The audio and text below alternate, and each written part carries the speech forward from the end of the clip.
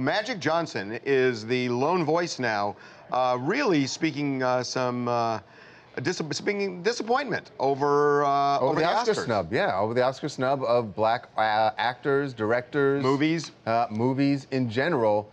We haven't heard anybody who was really upset about this, but Magic took to Twitter and he said, "Cookie and I are avid moviegoers. They own places. Yep, so. that's true. And we are disappointed by the lack of diversity with the Oscar nominations."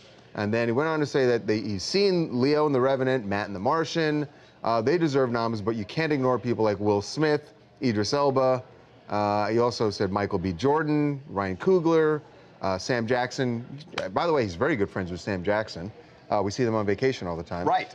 So but one of the few voices, it's really interesting. It is really one of the few voices that we have heard at all in this area, which just is crazy to me that, today the Academy came out and they said, change is going to be slow. My God, it's 2016. But it needs to be Magic Johnson but Magic Johnson can say something like this because he's big enough on the food chain. It's not going to hurt him.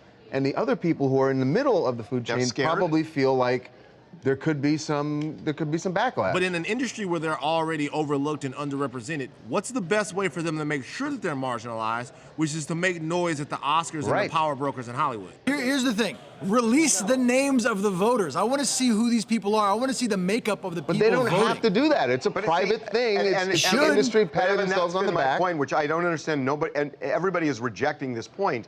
But even if they're all white, this is a liberal LA urban industry. I just don't understand how this is the argument we started the morning. I know. The point is almost, it's enraging because number one, you're assuming that because someone is liberal or from Los Angeles, that they don't have cultural bias in their heart that might play out. Everybody's liberal until they're behind closed doors in a private envelope. Precisely. And then number two, we're talking about something that at the highest levels of culture is not getting translated. They might not understand or get some of the themes that are in these movies, and that's because there are not enough black people making decisions at the top. There are plenty of white people who like the movie. Obviously, there weren't enough. Yeah, where there's not that many. Prove you're wrong. Well, the movie was a hit.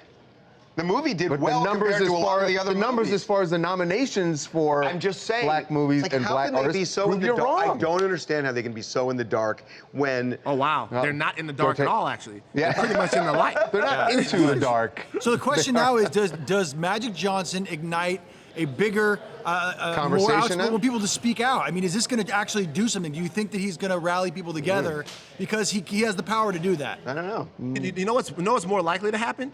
That we have this same conversation next year because we do it every single year.